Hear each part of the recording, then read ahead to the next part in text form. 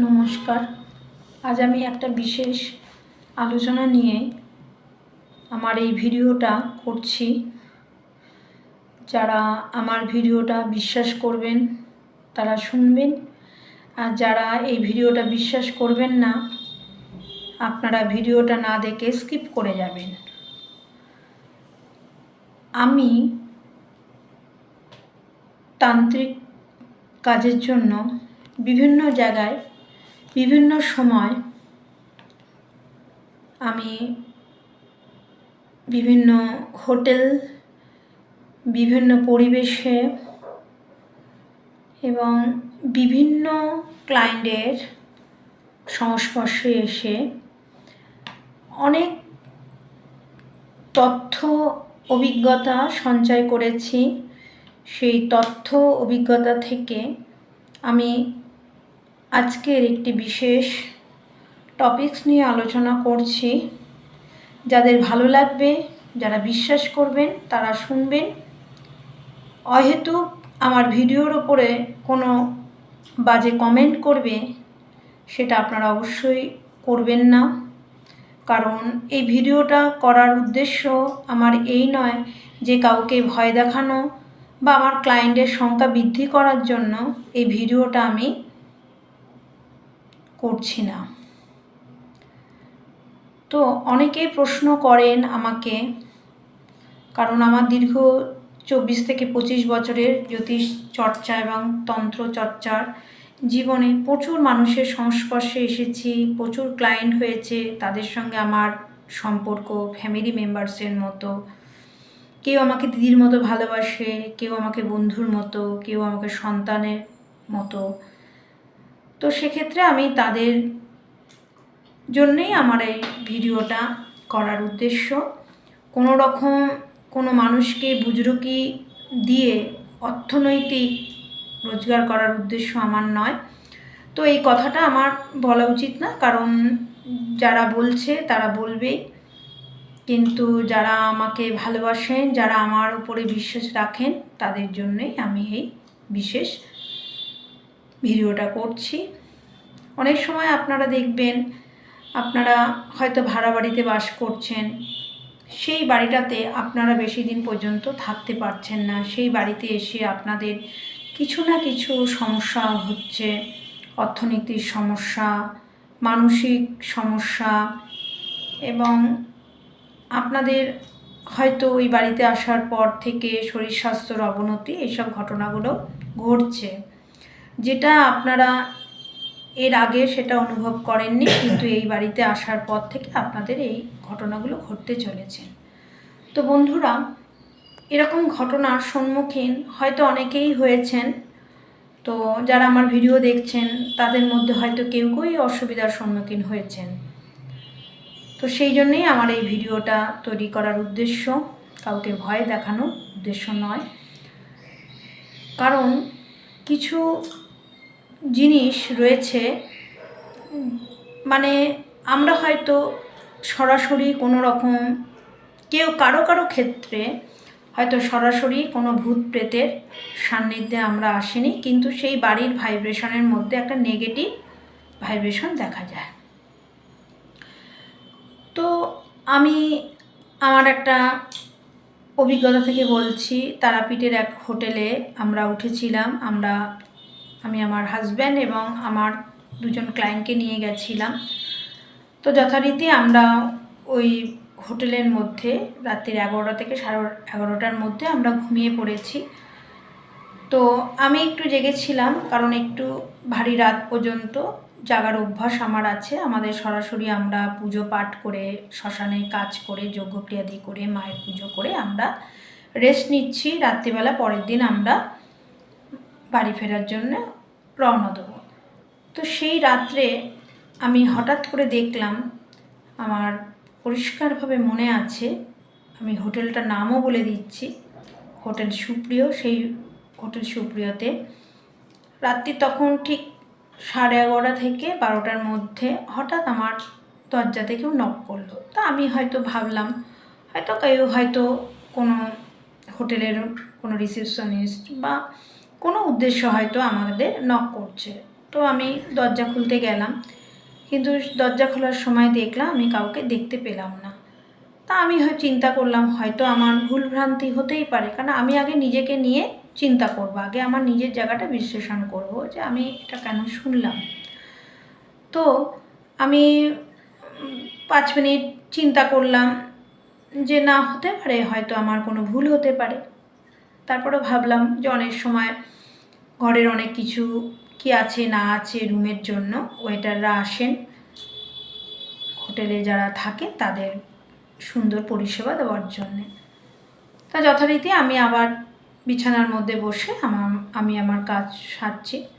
ঠিক 10 মিনিট পরে ওর আবার সেই একই নক করা। তখন আমি ভাবলাম যে এবার আমি কি করব, দরজাটাকে আমি খুলবো? আমি বললাম না, দরজা তো খুলতেই হবে, নক করছে যখন তখন খুলবই। তো আমি দরজাটা খুললাম, যথারীতি একই পজিশন দেখলাম। তারপরে আমার তখন মনে হলো যে কেউ হয়তো বদমাইশি করে করছে, ভালো কথা। তা আমি আমার হাজব্যান্ড এবং যারা আমাদের সঙ্গে এসেছিলেন তাদের আমি ডাকলাম। তো তারা বলল যে কি ব্যাপার, তুমি এখনও পর্যন্ত জেগে রয়েছে? আমি জেগে থাকি, সেটা আমার হাজব্যান্ড জানে। আমি এই ঘটনাগুলো বললাম। তো আপনাদের জানিয়ে রাখা প্রয়োজন আছে যে আমি কিন্তু হোটেলে সমস্ত লাইট বন্ধ করে দিয়েছিলাম আমার রুমের। যেহেতু আমি ঘুমোচ্ছি না, তাদের যাতে ঘুমের অসুবিধে না হয়, আমি লাইটটা বন্ধ করে দিয়েছি। তা যতবারই আমি ওরা নক করেছে, আমি কিন্তু লাইটটা জ্বালিয়ে কিন্তু আমি দরজাটা খুলেছি, কিন্তু কাউকেই আমি সেরকমভাবে দেখতে পারিনি। তখন আমার মনে হলো যে আমি আমার হাজব্যান্ড বা যারা আমাদের সঙ্গে এসেছেন তাদের আমি ডাকি। এবং যখন আমি তাদের ডাকলাম, তা আমার হাজব্যান্ড বললো যে তুমি লাইটারগুলো জ্বালিয়ে থাকো, ঠিক আছে, এবার যদি কেউ নক করে তো অবশ্যই আমরা এখন খুলবো না, সঙ্গে সঙ্গে আমরা ওখানে দাঁড়িয়ে থাকবো। তো সেরকম কথা মতো আমরা ঠিক 20 মিনিট পরে আমরা দরজা আমাদের খোলায়, লাইটটা আমাদের খোলায় ছিল। তো আবার ঠিক 20 মিনিট পরে একই ব্যাপার। তো আমরা সঙ্গে সঙ্গে আমরা দরজার পাশে যেহেতু ছিলাম, তো জানিয়ে রাখা দরকার যে আমি হয়তো ভাবলাম হয়তো আমার একটু দেরি হয়েছে বলে বিছানা থেকে উঠতে, তাহলে হয়তো যারা এসেছিলো তারা ফিরে গেছে, ভাবছে, হতেই পারে, মানুষের মন তো অনেক রকম ভাবনা আসতেই পারে। তো সেই কারণে আমরা প্রথম থেকে প্রিপারেশন নিয়েছিলাম, আমরা দরজার পাশে দাঁড়িয়েছিলাম। এবং ঠিক 20 মিনিট পরে সেই একই নক, দরজার আওয়াজ, সঙ্গে সঙ্গে আমার হাজব্যান্ড এবং আর একজন যিনি আমাদের সঙ্গে ছিলেন, আমার এক ভাই সম্পর্কিত, তো ওরা সঙ্গে দরজা খুলে দেখলো যে না, কেউ নেই। ওরা সঙ্গে সঙ্গে ওরা যেখানে রিসেপশনিস্ট বসেন, যে হোটেলে যেখানে বুকিং করা হয়, সেখানে ওরা দুজনে মিলে চলে গেল, গিয়ে ঘটনাটা জানালো। এবং তাদের থেকে একটাই উত্তর এলো যে আজকে তো শনিবার, এরকম একটা হতেই পারে। তো তারা শুনে বেরিয়ে আসলো। এবার আমরা তো যথারীতি ব্যাপারটা বুঝতেই পেরেছি। এবার পরের দিন সেই রাত্রে তো আমরা লাইট জ্বালিয়ে শুয়ে পড়লাম। তারপরে আর কোনো নক হয়নি, আওয়াজ হয়নি বা আমাদেরকেও ডাকেও নি। পরের দিনকে আমরা যখন বেরোতে যাব, তার আগে একজন চাওয়ালা এসে আমাদের দরজা নক করছে এবং আমরা তাকে সম্পূর্ণ ঘটনাটা জানালাম। সে তখন শুনে বলল, দাদা, এখানে তো হোটেলে বুঝতে পারছেন বিভিন্ন লোকের আনাগোনা, অনেক কত কিছু ঘটনা হতে পারে, তো আমরা তো এখানে চা বিক্রয় করতে আসি, আমরা এই ব্যাপারে কিছু বলবো না।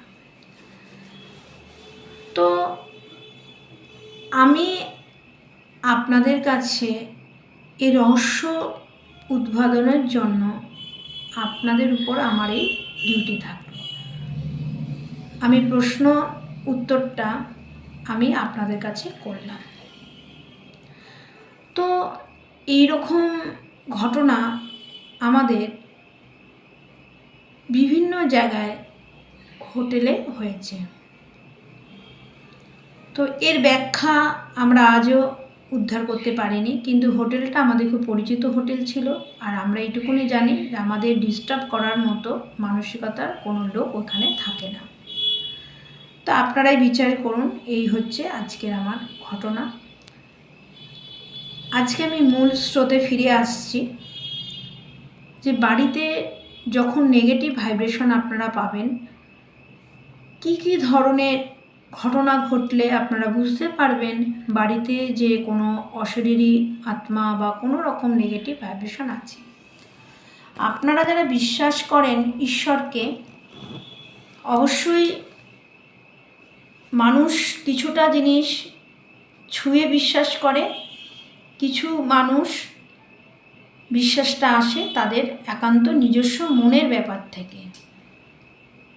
আর একটা বাড়িতে ঘটনাটা যখন ঘটে তখন কিন্তু পরিবারের সবার মধ্যেই কিন্তু এই ঘটনাটা টের পায় না। এই ঘটনাটা তারাই টের পান যারা এটা সেন্স অ্যাপ্লাই করে। যারা খুব সেন্সেবল পারসন তারা এই ঘটনাগুলোর সম্মুখীন হন, কারণ মানুষের সেন্স মানুষকে অনেক বিপদ থেকে উদ্ধার করে। এবং কখনোই আমরা এটা চিন্তা করব না বা তর্কও করব না যে নেগেটিভ ভাইব্রেশন বা ভৌতিক উপদ্রব নেই, এটা আমরা অস্বীকার করতে পারবো না। যারা ঈশ্বর বিশ্বাস করেন তারা ঈশ্বর বিশ্বাস করেন, এবং যারা ঈশ্বর বিশ্বাস করেন তারা কিন্তু প্রমাণ হিসাবে কিন্তু ঈশ্বর বিশ্বাস করে না। তারা বিশ্বাস করে তাদের জীবনে ঈশ্বরকে চাওয়া জিনিসগুলো পূরণ হয়েছে বলে বিশ্বাস করে। তার মানে ঘটনাটা কিন্তু পজিটিভ একটা ব্যাপার আছে। সেরকমই যারা ভূত প্রেত দর্শন করেন তাদের মধ্যেও কিন্তু তারা কিন্তু কেউ পাগল নয়, যে পাগল বলেই বা নার্ভের পেশেন্ট বলেই যে তারা ভূত দেখছে বা ভূতের অস্তিত্ব অনুভব করছে, এরকম কিন্তু ঘটনা নয়। এটা একান্ত ব্যক্তিগত মনের ব্যাপার। তো বন্ধুরা, রাতের বেলায় দেখবেন 2:30 থেকে 3:30-এর মধ্যে যত কিছু অশরীরী আত্মা সমস্ত বিরাজ করে, যে কারণ আত্মার কিন্তু বিনষ্ট হয় না, সেই কারণে কিন্তু আমাদের সাধ্যাদি ক্রিয়াদির প্রয়োজন আছে। আমরা গয়ায় গিয়ে পিণ্ডদান করি কেন? এর যে ব্যাখ্যাটা আপনারা কেউ বলতে পারবেন? পিণ্ডটা কেন দান করছেন? নিশ্চয়ই কিছু ব্যাপার ঘটনা আছে। শ্রাদ্ধাদি কার্য কেন করা হচ্ছে? তাহলে এই যে আমরা পুজো করার সময় ভূত শুদ্ধি করি কেন? আমি একটা পোস্টে একটা ঘটনা বলেছিলাম যে বাড়িতে কোনো খালি চেয়ার রাখবেন না। তার উত্তরে আমাকে অনেক রকমের কমেন্ট করেছেন। কেউ বলেছে এটা বুজরুকি শাস্ত্র, এই শাস্ত্রটাকে নিয়ে বুজরুকি করা হচ্ছে। কেউ ইয়ার্কি করে বলছে যে সেই ভূতটাকে আপনারা ধরে নেবেন। তো এইগুলো তো আমরা একটা বুদ্ধিজীবী মানুষ, যখন আমি সোশ্যাল মিডিয়াতে যখন বলছি, নিশ্চয়ই কোনো অস্তিত্ব দেখে, কোনো প্রমাণিত তথ্য দেখেই আমরা কিন্তু এটা পোস্ট করছি। আমাদের উদ্দেশ্য এটা নয় যে কাউকে ভয় দেখিয়ে, এই বুজরুকির শাস্ত্রটাকে ভয় দেখিয়ে অস্তিত্ব বেশি দিন চলে না। তো রাতের বেলায় ভূত প্রেত জায়গাগুলোতে বেশি বিচরণ করে কোন জায়গাগুলোতে, এবং কি ধরনের মানুষের সঙ্গে ভূত প্রেতের সাক্ষাৎ হয়, কথাবার্তা হয়? আপনারা অতিরিক্ত মাত্রায় যখন কোনো সুগন্ধি ব্যবহার করেন, বিশেষ করে রাত্রেবেলায়, আপনারা এই সুগন্ধি আতর বা সেন্ট ব্যবহার করবেন না। কেউ দেখবেন বাড়িতে কর্মক্ষেত্র থেকে বাড়িতে ফেরার সময় আপনারা মিষ্টি নিয়ে আসেন, খবরদার এই কাজটা করবেন না। অনেকে দেখবেন রাস্তা থেকে, হোটেল থেকে কোনো রকম মাছ বা মাংস নিয়ে আসেন রাত্রিবেলা, এটা কখনোই করবেন না। কারণ এগুলোর ব্যাখ্যা দেওয়া সত্যিই মুশকিল। এগুলো একান্ত নিজস্বতা রয়েছে, এখানে কিন্তু রাশির কিছু প্রভাব ফলে না যে এই অমুক রাশির মানুষেরা ভয় পাবে, অমুক রাশির মানুষেরা ভয় পাবে না। এটা কিন্তু রাশিগত ভারী রাশি হালকা রাশি বলে কিছু ব্যাপার না। তো বন্ধুরা, আপনাদের কারো বাড়িতে যদি সেরকম ভৌতিক ব্যাপারটা হয়, আপনারা বুঝবেন কি করে? আপনারা সেইভাবেই বুঝবেন যে যে দিন পর্যন্ত আপনাদের সব কিছু ঠিকঠাক ছিল, আপনারা জ্যোতিষীর কাছে গেছেন, হরোস্কোপ দেখিয়েছেন, কিন্তু কোনো রকম খারাপ ভাইব্রেশন নেই। হঠাৎ আপনাদের চাকরি, আপনাদের ব্যবসা, আপনাদের শরীর স্বাস্থ্য, পরিবারের মধ্যে এটাও দেখেছি যে প্রত্যেকটা ব্যক্তির কিছু না কিছু রকমভাবে শারীরিক সমস্যা হচ্ছে, কোনো কারোর সঙ্গে মতের মিল হচ্ছে না, এগুলো কিন্তু বাড়িতে নেগেটিভ ভাইব্রেশনের কাজ করে। অথচ আপনাদের হরোস্কোপ এই ব্যাপারগুলো নেই। তো যখনই এই ধরনের কোনো রকম দেখবেন হরোস্কোপ বিচার করার পরেও কোনো জ্যোতিষ বা তান্ত্রিক ধরতে পারে, তখনই ধরে নেবেন আপনাদের বাড়িতে কোনো রকম ভৌতিক, অনেক সময় জিনকেও পাঠানো হয়, বাড়িতে জিন পাঠানো হয়, ভৌতিক উপদ্রবকে ছড়িয়ে দেওয়া হয়, এগুলো কিন্তু আছে। পরবর্তী জায়গাটা আমি অবশ্যই আলোচনা করব।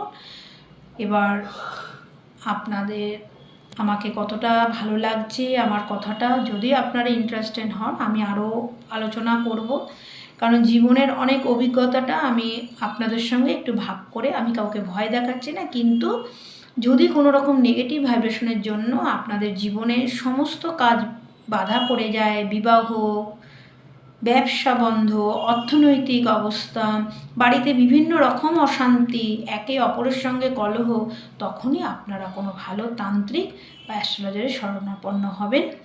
নমস্কার।